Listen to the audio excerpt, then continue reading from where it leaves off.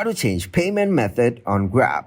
Hello everyone. In this video, I will show you how to change the payment method on Grab. First of all, open up the Grab app. After opening the app, click on the payment option from the bottom menu bar. Tap on Let's Go and then enter your full name. After entering your name, hit the arrow for next step.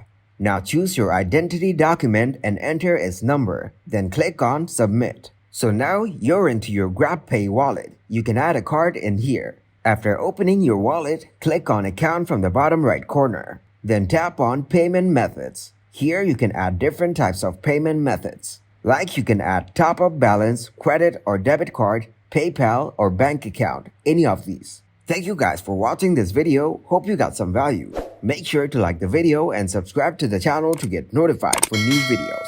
See you in the next one.